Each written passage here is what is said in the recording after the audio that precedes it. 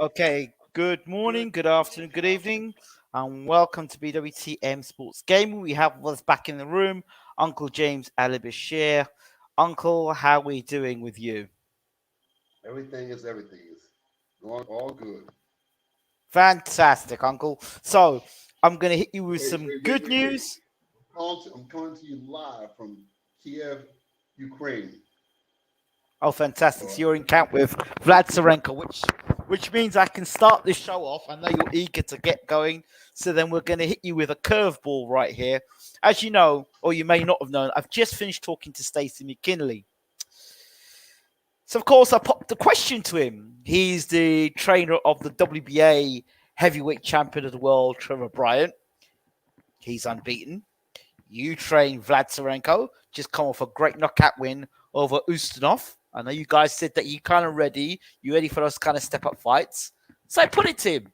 We talked about Dillian White. We talked about Dubois, called Dubois a quitter. Said Dillian White's been knocked in his back by a 40-year-old in Povetkin. He said that Dubois once a quitter, always a quitter. And talked about Stavern. He said they can knock Stavern out when they wanted to knock Stavern out. I said, okay, fine, fair enough. What about Vlad Tsarenko? How does that fight suit you? And he kind of looked, he smiled, kind of one of those old timers type of smile. New World's trying to put him, and he kind of said, okay, we don't do cartoons. He says here, we don't do cartoons, and we don't do cartoon fights. I said, really? I said, Vlad Tsarenko's a good fighter. He's unbeaten and stuff. He said, yeah, maybe one day, Vlad Tsarenko and Trevor Bryant. But for now, I don't like the idea of him having to pay for his opponents. So, maybe in time in the future, those two will fight. But for now, it's a bit of a cartoon fight.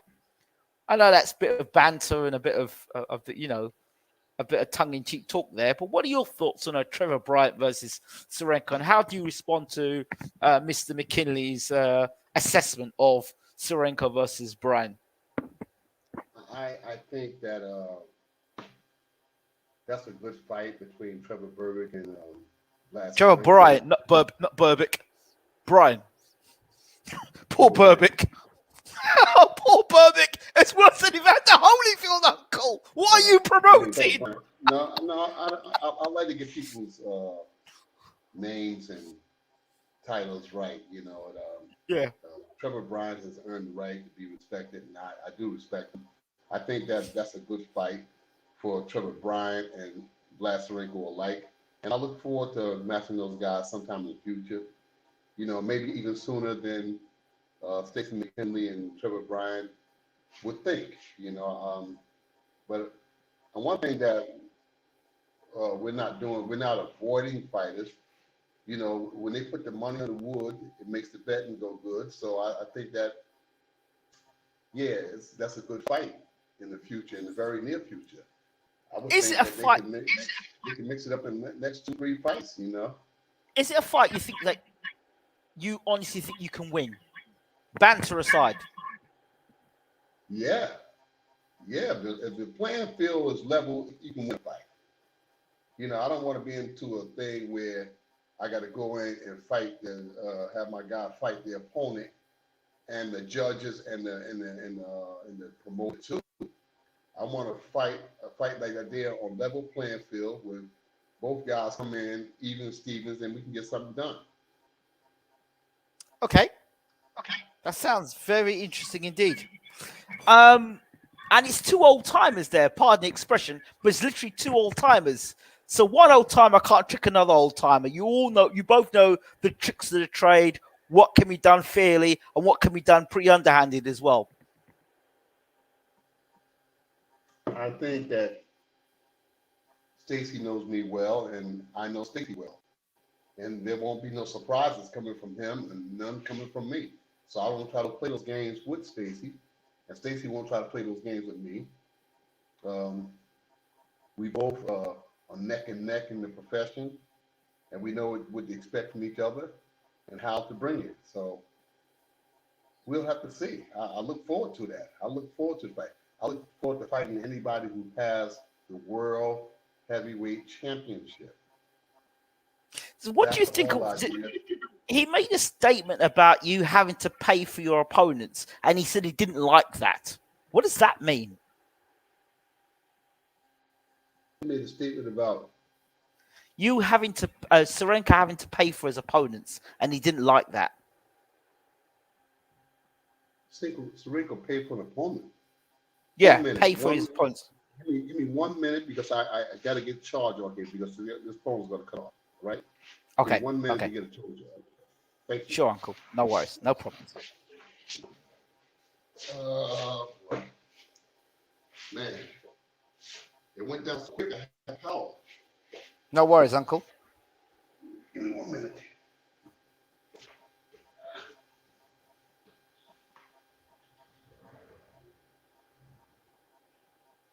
While we're waiting, and I'll continue to share the stream with others. That would be quite fun.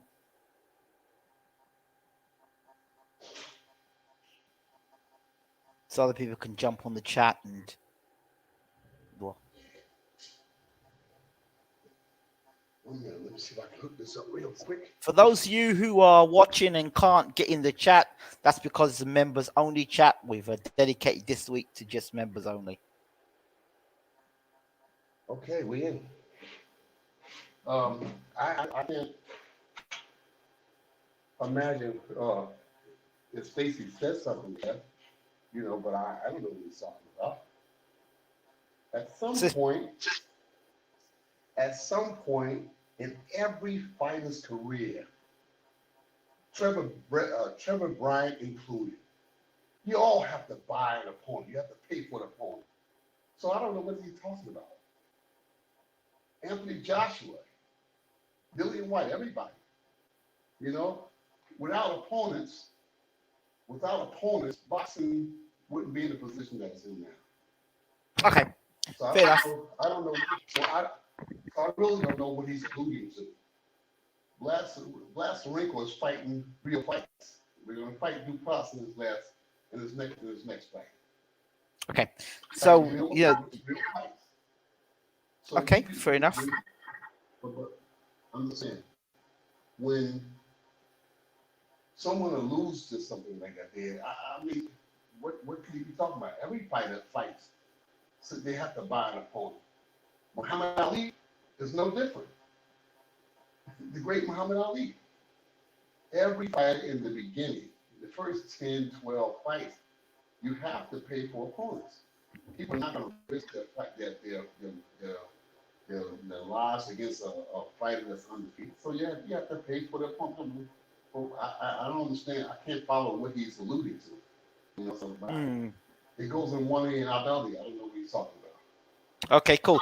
The other name that we talked about tonight in this interview, we talked about Luther Burgess. His name came up a lot in terms of old school trade. Yes, his name came up a lot tonight.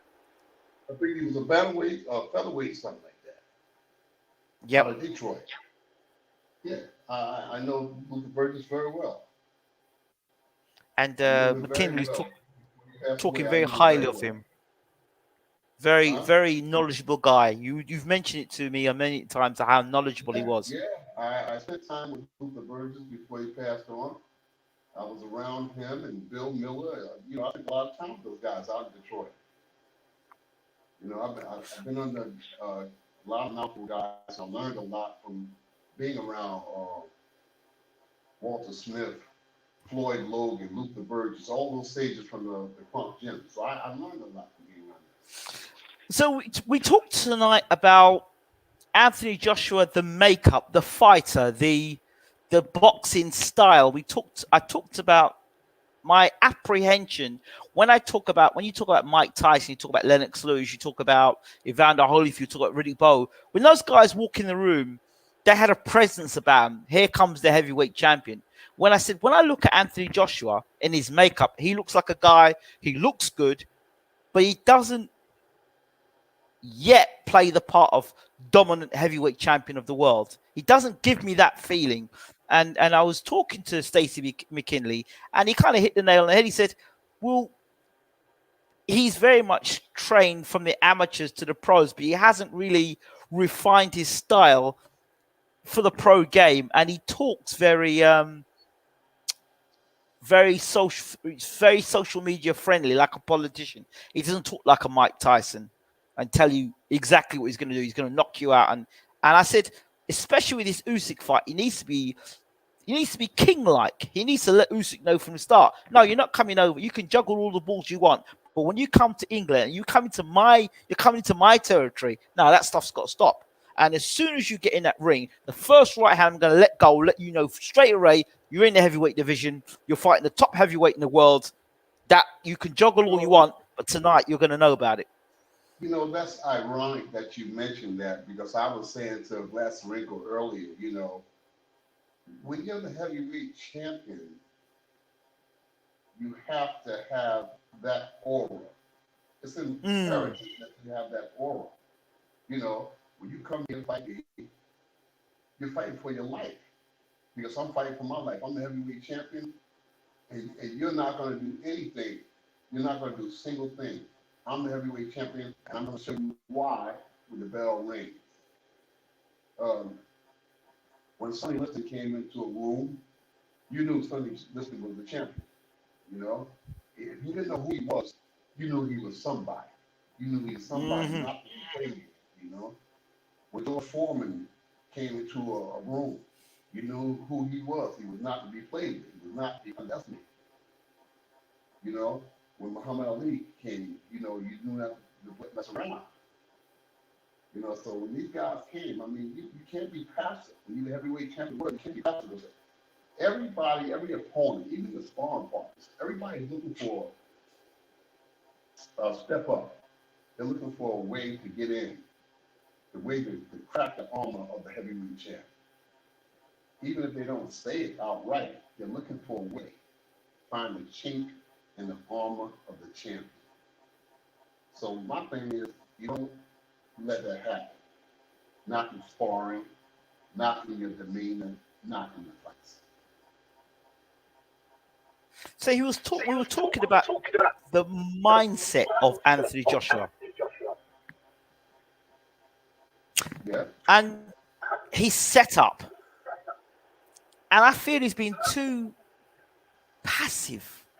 Like, you know, I'm the heavyweight champion of the world and we've been working things in camp. And it doesn't sound to me like a guy who, Joshua's very respectful of Usyk and Usyk's very, to hell with all that crap.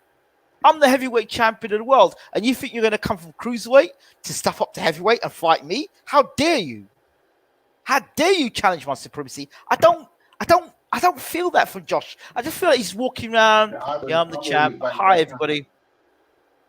I would invite that kind of mentality myself. Yeah. You know, if I was the trainer for Joshua, I would invite that kind of mentality. I mean, you don't have to be arrogant. You have to be ignorant. You don't have to be stupid. But you got to let them know that, hey, you know, you're here, and I'm going to hurt you. I'm going to hurt you bad because I'm the heavyweight champion. You shouldn't be in this ring with me. You should, even if you have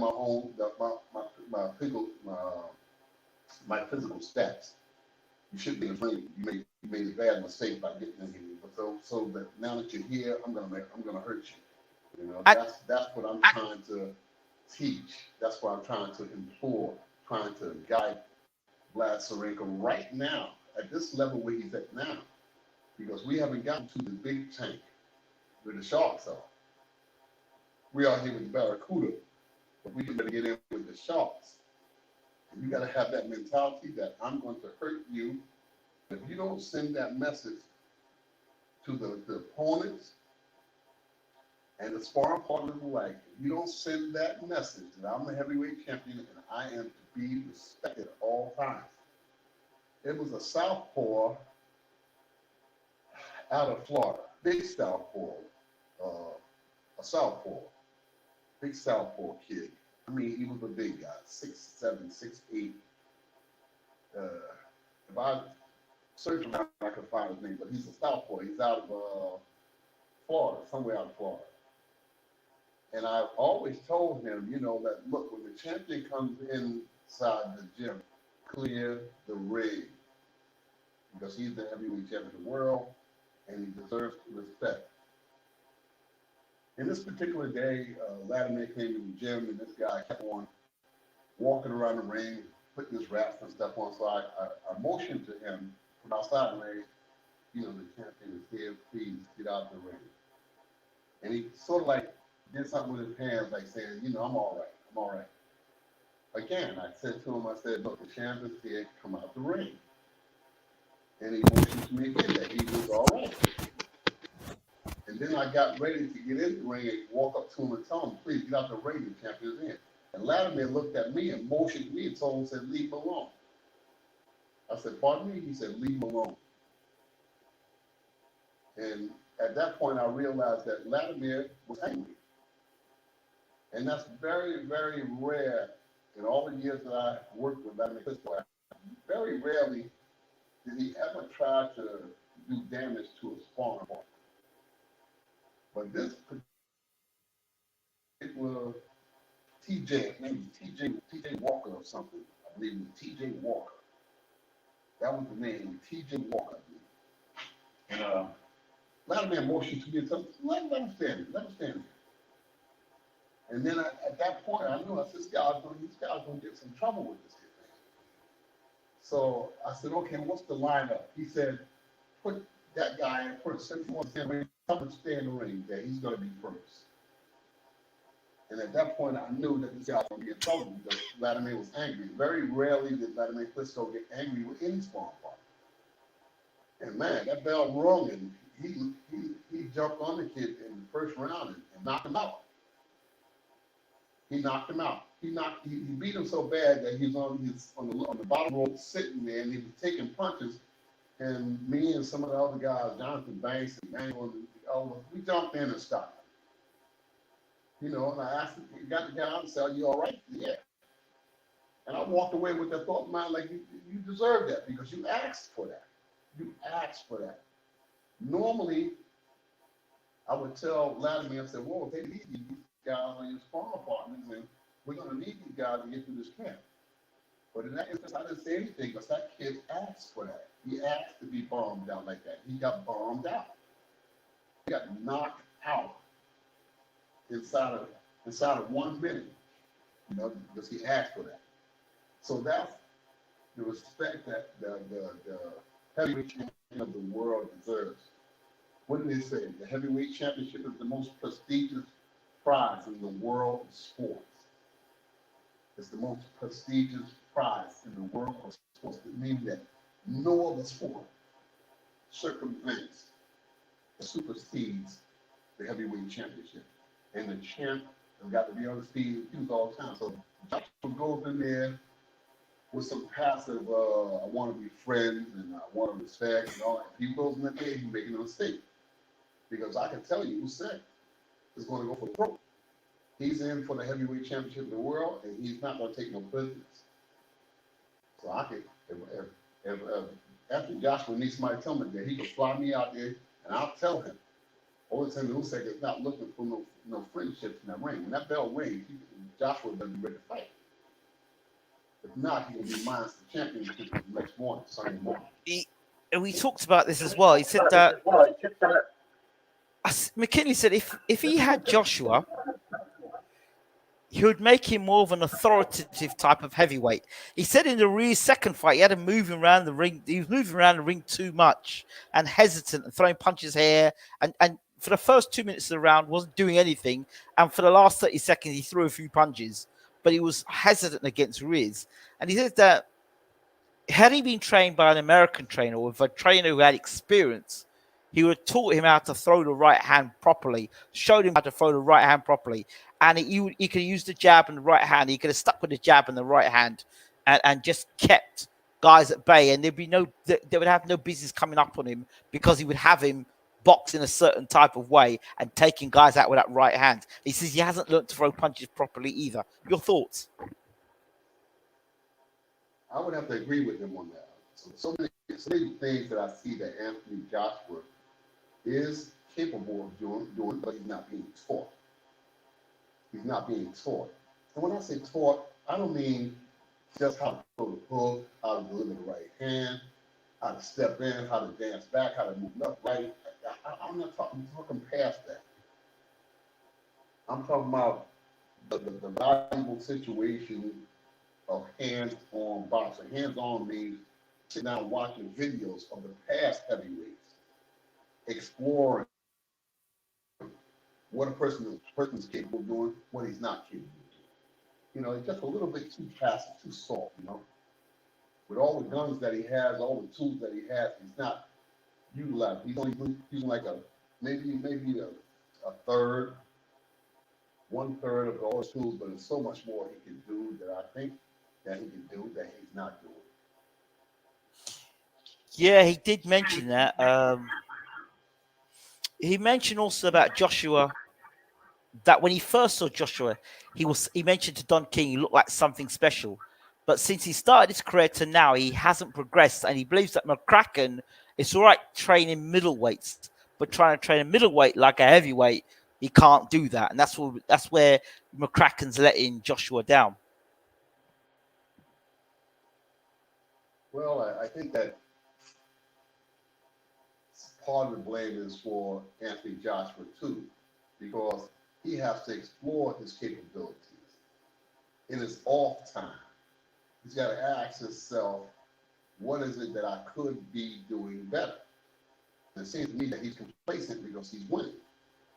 That's what got him to the point where he was TKO'd by Ruiz, because he got complacent. And that's my job, is not to let Vlad Sarico ever get complacent, ever get confident because he won a fight, because he looked good, because the newspaper says he looked good, and everybody is, asking for his autograph. Don't get caught up in that stuff, because there's so much good to go. So I said that you have to apply yourself after every fight. You got to go back and dissect the fight. Sit down by yourself in the privacy of your own mind, the privacy of your own room, and sit down and say, what is it that I could have done better? How could I have applied myself better? What could I have done to short circuit this guy, get him out of there? Fortunately, we was able to get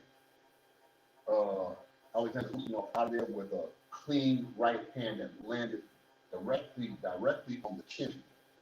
And we hit on the chin. For those people in the listening audience that have not been hit on the chin or hit on the temple, or even on the shoulder blade, on the collarbone,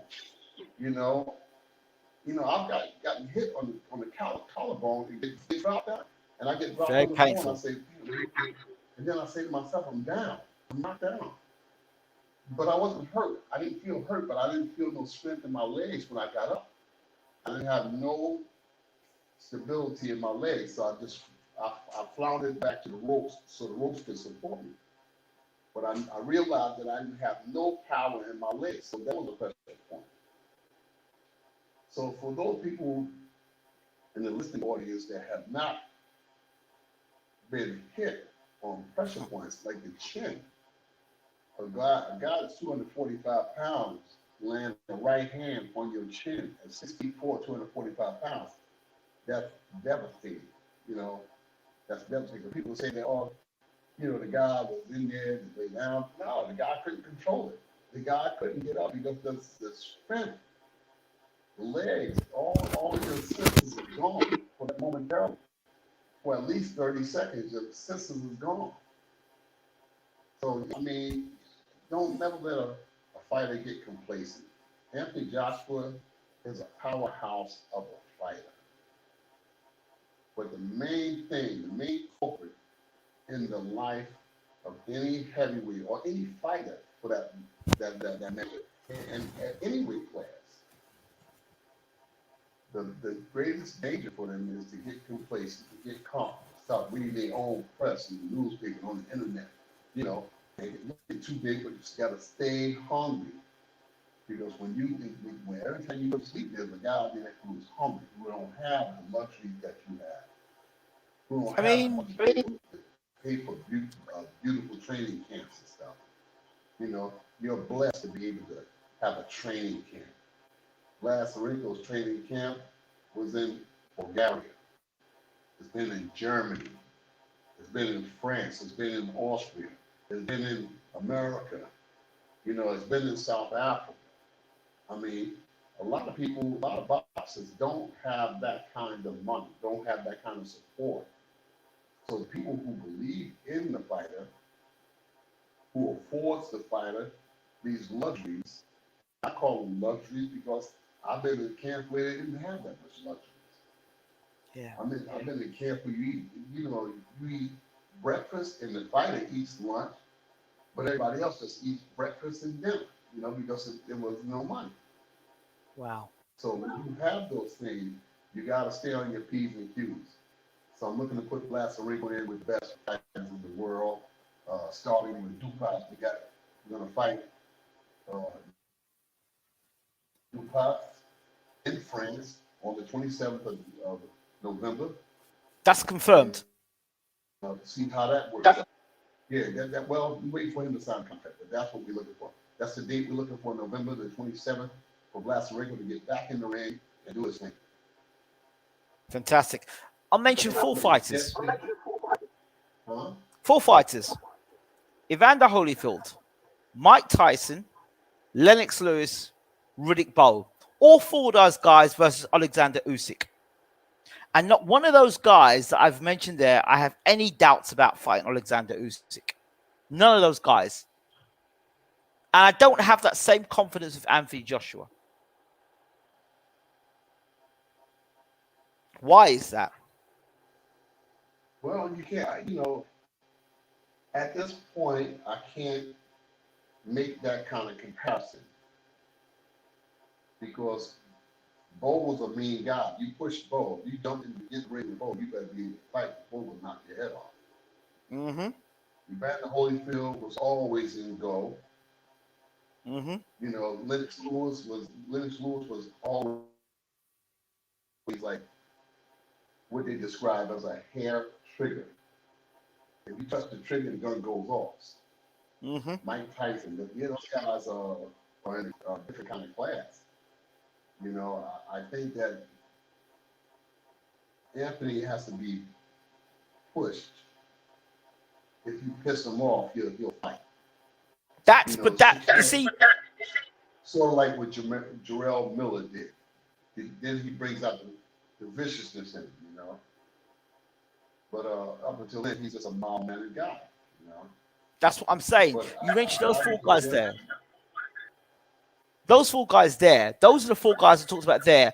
It's that sort of mentality, that sort of presence that I feel Anthony's lacking. I want to see it at the press conference tomorrow. I want to see it at the press conference. I want to see him really letting Usyk know, you're in my town now. You're in my home. You're in my kingdom. And the crap stops now. At that press conference, take a hold of Usyk and let him know the games are over now. Not today, son. Not happening. You got to be heavyweight champion. You got to let Usyk know that, yes, I'm the heavyweight champion and you're not. That's it. All these games stop. From this point on, I'm taking charge. I'm looking at it, I'm thinking, you know what? I don't care about your juggling. I don't care about your catching balls from the back of your neck. I don't care about your dancing. I don't care about hello, Anthony. I don't care about any of that. As far as I'm concerned, I'm the heavyweight champion of the world. I'm going to seriously hurt you come Saturday night. I'm going to seriously hurt you. And you're going to wish you were still undisputed cruiserweight champion. That sort of talk, that sort of dominance, that sort of kingship I want to hear from Joshua. I'm not hearing it. I'm hearing, we're in the gym. You know what I mean? We're in the gym and we're working on this and we're working on that. I don't want to hear any of that crap. And then when you listen to people saying, Joshua, he's still a work in progress. What do you mean he's still a work in progress? This guy is a world heavyweight champion. How many defenses of the title has he made now? He's still a work in progress. What the hell is going on? Yeah, no, he's 31 years old. How can he be a work in progress? How can he be a work in progress? I don't understand this. Yeah, that's ridiculous. He's in the second tenure of the heavyweight champion.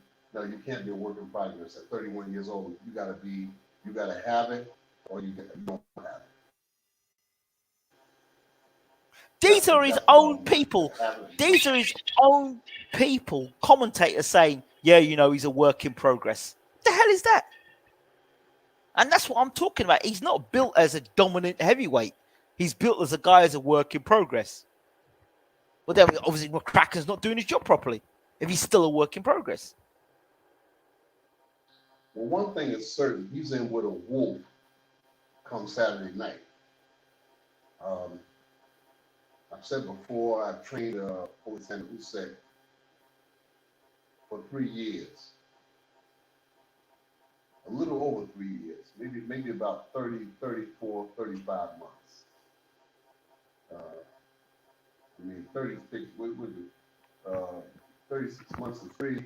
Yeah, we about I trained him up close to 33.5 years.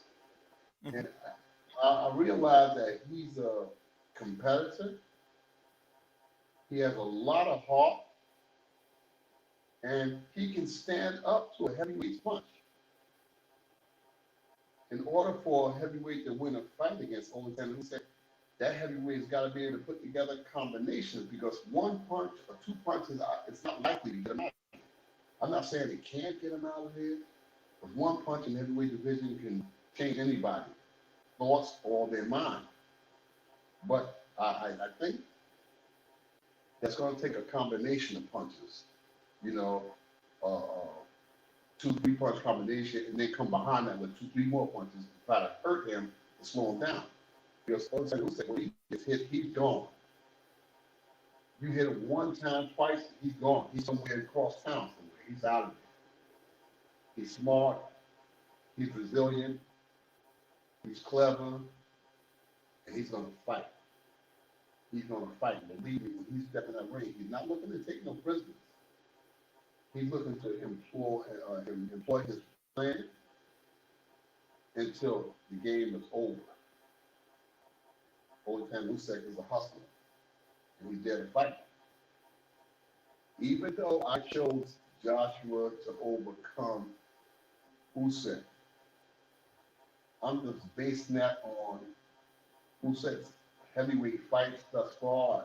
No one, including me, has been really impressed about what he's done. He's won the fights.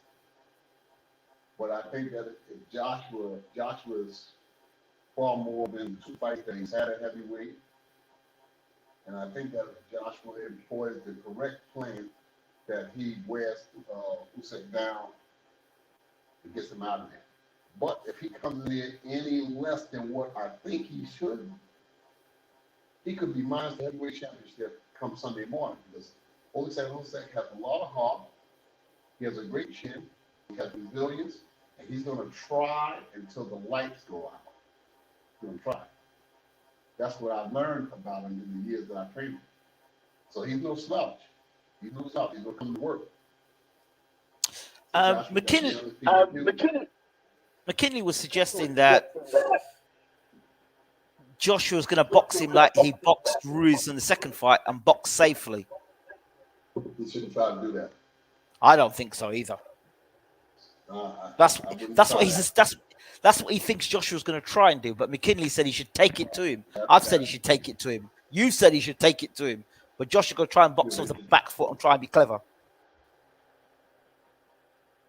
That's a bad plan. It's a terrible plan if he does it. I'm saying if Joshua is able to pull that off, then all power to him. But I, as a boxing trainer, I know the sport. I know the sport. That's played. After 52 years, I put my life. Playing to Usyk's hands. And I would not try that.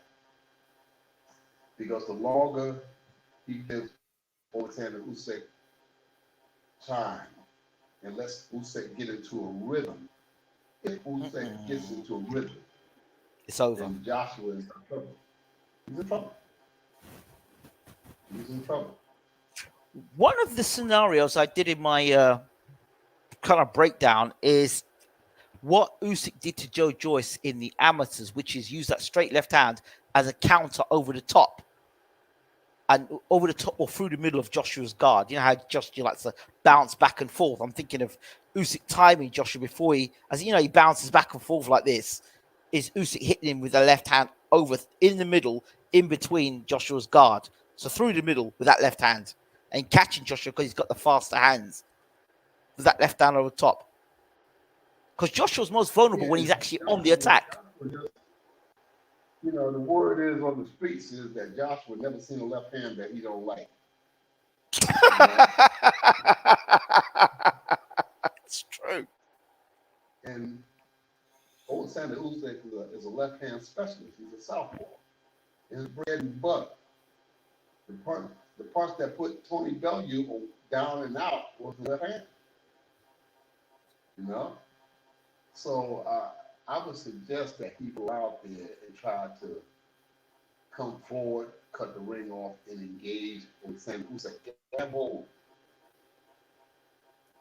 How about this? He's got to gamble. If he doesn't gamble, and OLEKSANDR Usyk gets into a rhythm, he finds a rhythm, get a pattern going, then Joshua's going to be in trouble. How about this as a strategy? And I'm just throwing it out there to you. You're the trainer.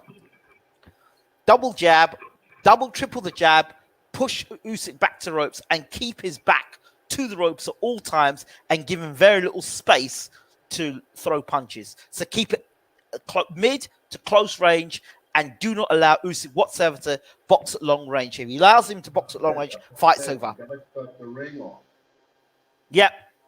You got to cut the ring off. The school of thought that I came from. Mind you, I had my first amateur fights in 1959. My first 3 amateur fights. And mind you, I lost those 3 amateur fights. I lost them because the person that was training me put me in with guys that was far more seasoned than me. You know, I didn't have a clue, you know. I didn't have a clue as to what I was doing. So I took a beating in those fights. But the next thing I got, he said, the first thing you want to do is when you got a southpaw and an orthodox fighter fighting each other, one has got to take control over the other. And I asked him, what? What do you mean? One has to step to the other. In other words, the guy that's backing up in that fight is going to have the most difficult time. And then I would look back at fights that Marvin Hagler, the great Marvin Hagler had. And everybody that took the fight to Marvin seemed like his feet got tangled up. He didn't know where he was. His feet were squared up. He was tangled up. And he couldn't see to mount an attack. It wasn't until he started coming forward, so he started getting the rhythm and start winning the rounds, winning the fight ultimately. But every time somebody backed him up, he seemed lost. Every time Michael Moore got backed up, he seemed lost. So I would lose to the old fights, you know. And this is thing, you know, because he got to tell you later on that they knew it, but nobody advised that. So I'm telling you that here now, that when a southpaw and an orthodox fight, like one has to take a lead. So it would be in Joshua's best interest to jump on Usyk, back him up to the rope, cut the ring. Wherever Usyk goes, Joshua's got to be there and he's got to be punching. Yeah, he's going to have to eat something. But while he's eating, he'll be feeding Usyk too. And vice versa. Usyk should start the rounds out, boxing, slipping, sliding, painting, shit. You understand? But as the rounds go on, 7, 8, 9, then Usyk should start sitting down and taking the fight to Joshua. Taking what he got to eat and what he got to eat. Because Usyk, like I said, has a good chin. He has good vision. He has good reflexes. So he got to sit down and start taking the fight to Joshua in an effort to knock him out. Because I don't think it's likely he's going to get out of there Britain with a decision. I don't think so.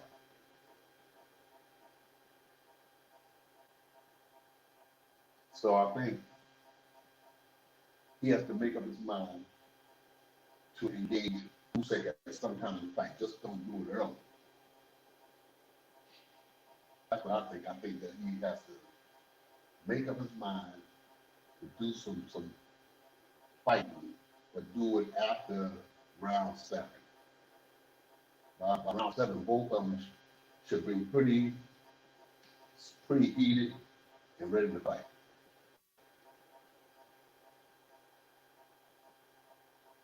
Hello? Hello?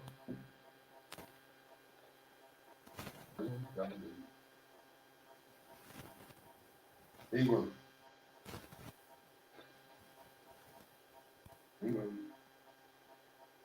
Hello.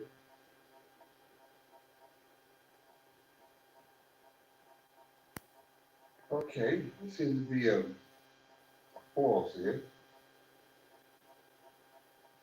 England.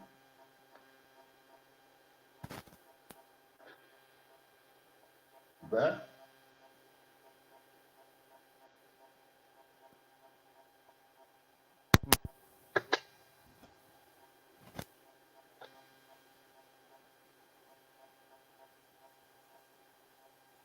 Let's try hello. Hello, can you hear me? I hear you. Do you hear me? Let's see what's going on. You can't hear me here. Can you hear me? Yeah, I can hear you. Okay, good. Can you hear me? Anything that Yes, I heard. Yes, I did. Okay, Go ahead. so that's, you know, when you have an orthodox and a southpaw fight, one has to back that guy up. Okay. Okay. So what do you? I tell all my guys, look, you have to eat what you have to eat, but you have to go forward. You cannot sit back and try to box with no southpaw. No, you don't box with them. You're going to take charge. Eat what you have to eat, but you get close to them and you start banging them out. Okay. What about Joshua being injured in the fight? I had Blasireko years ago boxing Joe Joyce in Las Vegas. I think it was the 3rd or 4th round. Blasireko came back to the corner and he told me, he said that this guy hit me very hard, you know, and I got so upset with him, you know. I got so upset with him. I said, well, God damn it, go back out there and hit him hard. What are you talking about? He hit me hard. He's a heavyweight. You got to go out there and hit him hard back. And Blasireko went out there and he hit Joe Joyce hard back. And Joe Joyce kind of relented in a way like he said, okay, I felt that, so now we back to square one. And I said to Blas when he came back to the corner, I said, man, you see that, right? He said, yeah. And he liked what he had did. He had a little sneer on his face. Like he said, I like what I just did. Yeah, I saw it. I said, go out there and do it again, you know? And from that point on, him and Joe boxed on even terms. But man, you boxing heavyweight. Of course he's hitting hard. But you see what happens when you hit him back. When you hit him back hard, he kind of gave you recognition by backing up and moving away side to side so he wouldn't be hit again. Because you hit hard too. That's the point that I was trying to make with Blasireko. You can't be concerned about who hit hard. You know, people saying something listening to George Foreman, you know, yeah, hitting hard is not the, it's part of the puzzle, but it's not the whole puzzle. Because when you hit me hard one time and I hit you hard 5, 6 times, you know, that can neutralize things. I may not hit as hard as you do, but I'm hitting more often than you, so that neutralizes what you're doing. That makes me think twice about coming inside me. So I said, damn, this guy hit me 3, 4 times to 1, so I gotta minimize what I'm doing. Psychic is a big part of boxing. That's why Stacey McKinley doesn't deter my thinking. You know, I mean, you know, Trevor Bryant has had some fights, but he hasn't had like all great fights. I mean, he's not outstanding. I mean, he's a good fighter, but I don't see where he's done anything more than Blasireko done.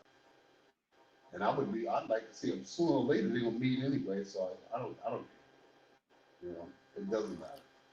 Sooner or later, they're gonna meet anyway. What about the stories come out that Rick Bowe has decided to pull out? I don't want to even entertain that stupidness. He's pulled out. He pulled out. Yeah. After watching Evander, he pulled out, and now Stacey is going to bring him in as a trainer because he thinks he's very knowledgeable. Stacey's gonna bring him in as a trainer. Yeah, Bowe, yeah. Yeah, well, he might have some valuable information, but I'm not big on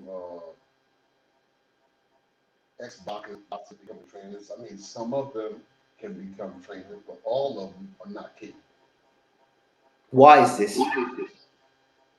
I mean, this is two different entities. Being a boxer is a far different angle, a far different application than being a trainer. There's another guy down in Jersey. The guy's name, he was a boxer one time. He was a middleweight boxer. I believe he was a middleweight boxer. I think he had about 18 pro fights. And he was undefeated in those pro fights. His name was Bilal Ali. Okay. And Bilal was a good fighter. He was a good fighter. He did a lot of sparring with Eddie Mustafa. You know, he spent a lot of time in the Muhammad Ali training camp. And he became a light heavyweight on. And Bilal was a middleweight, then a light heavyweight. And he was undefeated when he stopped boxing. Something happened to him. I don't know what happened to him, but I think he had some kind of injury that just cut his career short. But he was a very, very, very, very, very articulate boxer. He was a boxer. He was smart. He was clever, and he knew how to box. He knew his way around the boxing. And Bilal spent many, many, many, many years in boxing. And he worked his way slowly. And he's still working his way slowly to become a trainer. And he'll be the first to tell you that I'm not a trainer. I need somebody to teach me how to be a trainer. Damn. Yeah, and this guy wasn't no bad boxer. He wasn't no bad boxer at all. Like I said, when he finished his career, I think he had about 18 fights. But he'd be the first to tell you. He said, look, you know, I could box all day long, but you know, being a trainer is a far different thing because he takes the job seriously. Mm-hmm. You know, he takes the job seriously, and he's one of few boxers that I've met over the years that comes into the sport slowly. He doesn't come in trying to jump ahead, trying to put the horse before the cart before the horse. You know, he's taking it slow. So a lot of boxers think because they're just boxers that they can come into boxing and be trainers, and they're making all kinds of ridiculous mistakes. You know? And look, some boxers excel at being trainers right away. They adapt to it. But for everyone that excels, there's 100 of them that don't excel. You know, so that's what I remember most about it. This guy is a very articulate guy. This Bilal. Bilal out. And he Talk to me about the New York Commission. There's a New Jersey Commission. Man, New Jersey might be if not the strongest commission in the United States, it is certainly one of the top 3 commissions in the United States, if not the strongest commission in the United States. Larry Hazzard does not play. He does not take any shortcuts. He's articulate. He's an ex-boxer. He won the National Golden Gloves. As a matter of fact, him and Emmanuel Stewart were roommates in the Golden Gloves together. So Wow. Larry Hazzard knows his way around boxing. He's been a long-time commissioner in the state of New Jersey forever. And he doesn't take any shortcuts. No shortcuts. I think he got the sharpest, most articulate commission in the United States today. I don't compare no commission to his. None. Bar none, you know. You should try to contact him. He would be a good interview. I have interviewed him. I've spoken to Mr. Hazzard before. You spoke to him before? Yeah, you set that interview up for me. Oh, you spoke to him already? Yeah. I think I'll have to talk to him again, though. Yeah. Larry Hazzard is a sharp commission. I told you, if he's not the best commission in the States, in the United States, he's got to be in the top 3. Okay. And I'm trying to figure out, well, as I speak to you, another commission that's sharper than Larry Hazzard. Okay. Because he's not going to take shortcuts. He's not going to play around with nobody. If you ain't right in the state of New Jersey, you're not going to be able to box. Because Larry Hazzard is definitely one guy that's going to watch out for the boxer. You know, he's going to watch out for the boxer. The boxers ain't, if you're not right, if your tests don't clear, you know, your tests don't clear for any reason, any infraction, you're not going to box in the state of New Jersey. Wow. Wow. Okay.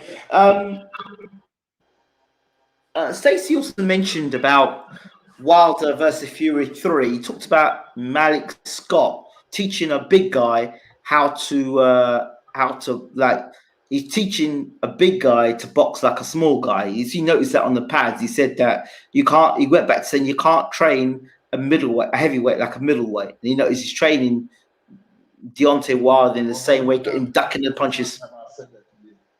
How many times have I said that to you over the years? You said that, and he also meant you exactly. And he mentioned also that he felt that Malik Scott, his real test is, it's all right doing these things on the pads, but can he adjust? And can he adjust when the heat is on and his guy is getting punched in the mouth? It's all right doing all the fancy stuff on the pads, but when Wilder gets punched back. Well, what did I tell you?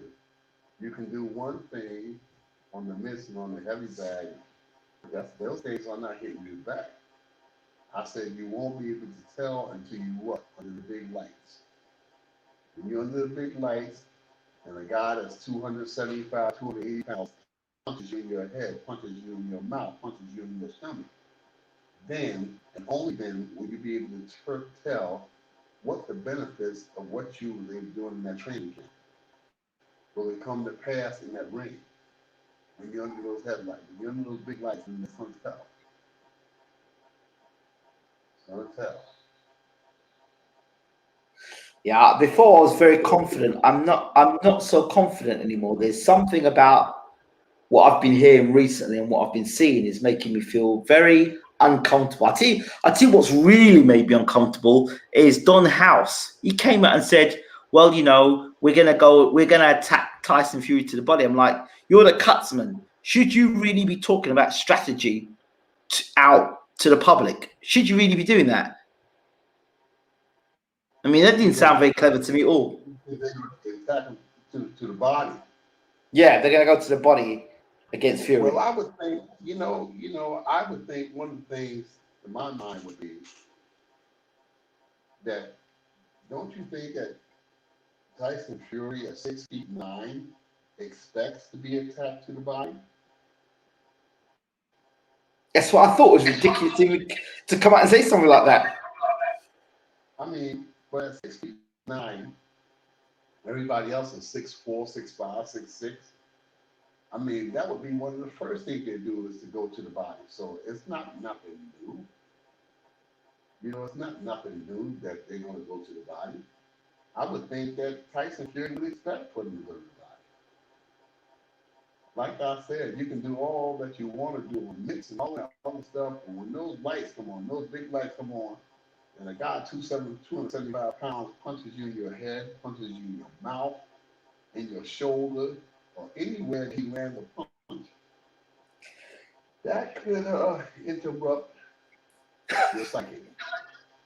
That could interrupt your psyche so bad. And then He talks about, yeah, lands 2 or 3 more of them, that can really interrupt the psyche. So, you know, we can't tell, like I said, until the bell rings. he talked about doors. He said, and I remember this before, where you go through one door. If you get knocked out, you get stopped. You might go through 2 doors, but you might only come back through 1. He was talking about that. And Wilder may not have come back through the door he went through when he got knocked out, and he may still be at that place where he got knocked out. If you get hit on the temple, on the chin, even in your ear where he was injured before,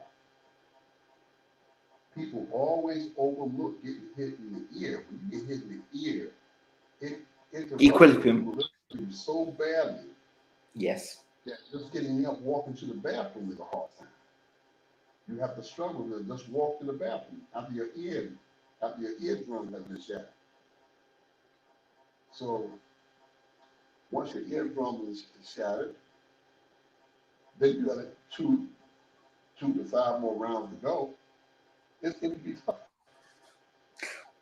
What do you make of John Fury saying Tyson's going to smash Deontay Wilder to bits, and he's going to run over him like a truck, and he's going to wish he never said the things he said about him? Can you believe that? And Tyson saying he's going to knock Fury Wilder out. Can you believe that? It could be true. It could be true. But it's all part of the mind games that people play trying to get the up on the other guy. John Fury said it before. Maybe he's truthful, maybe being truthful, maybe just a psyche. John Fury said it before, and it came true. He said, "You watch, bet on Tyson. He's going to smash Wilder again, but even worse this time." Look, you can't just rely on what people say, because people are not the ones going to be in that corner when that bell rings. Pay attention to the principle. The guy that's going to have to fight the fight.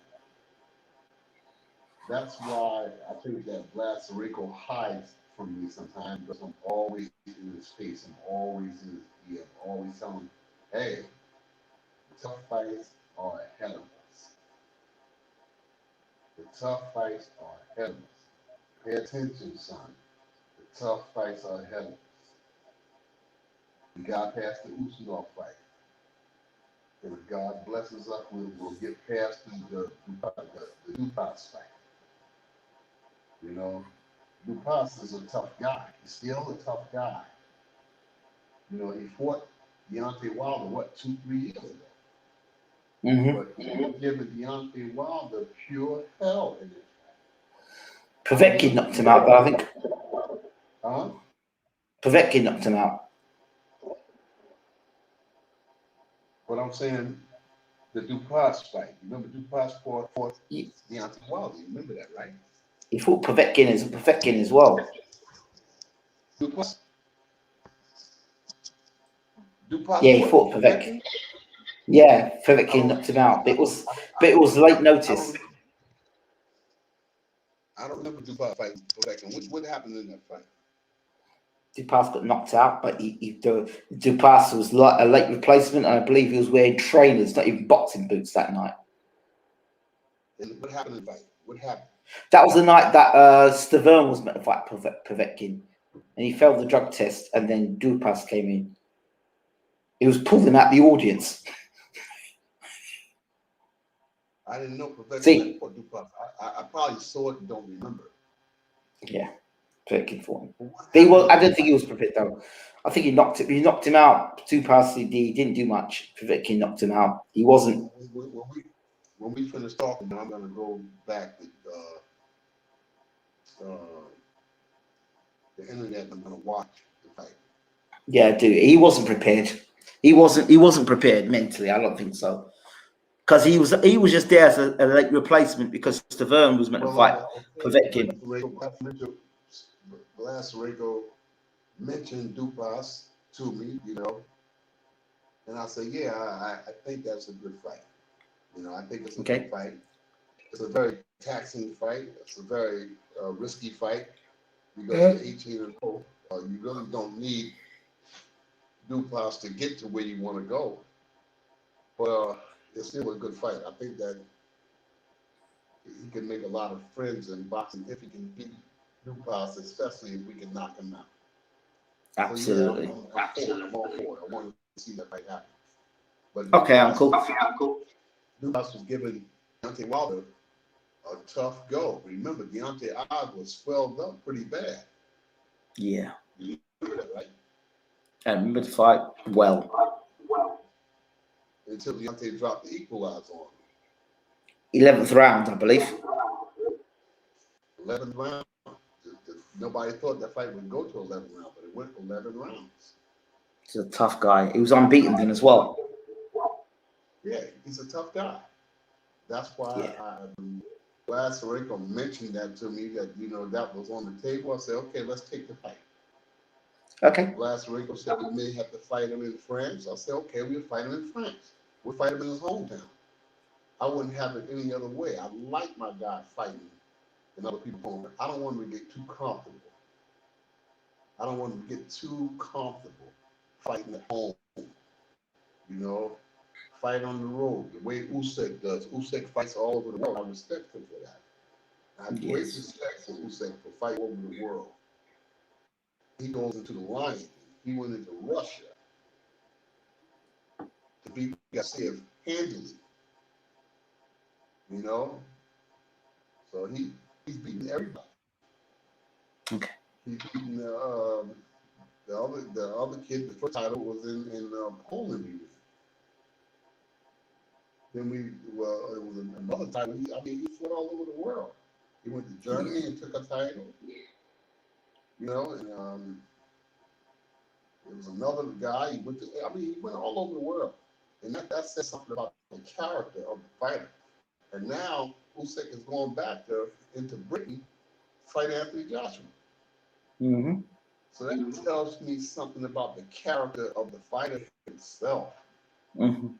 A lot of guys say, no, I don't want to fight him in their hometown, and I can't win the fight. No, Usyk said, look, I don't care.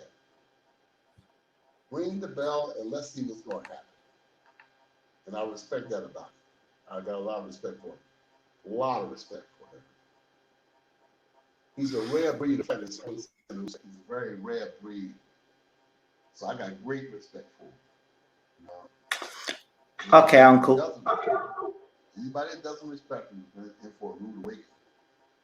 All right, Uncle. We'll leave it there for tonight. Okay. Is there anything else you'd like to say before we finish? What is this person saying on your thing now? What's he saying?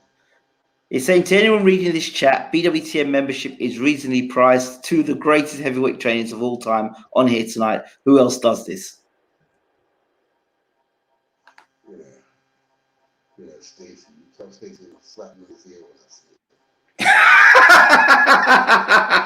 it. You know what? I need to do a Stacey McKinley Bashir special. That'd be amazing. Then we'll go outside Stacy's here.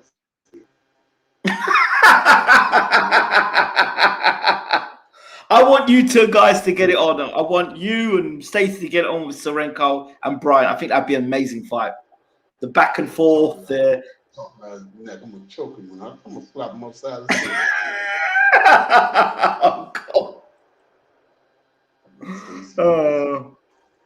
Uncle, thank you so much for being on.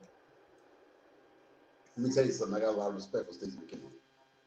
Yes. Stacey McKinley invited me to the Mike Tyson camp on 2, maybe 3 occasions, maybe 4 occasions, you know, and Stacy made it clear, and invited me in, and he didn't have to do that, and I respect him for that, you know.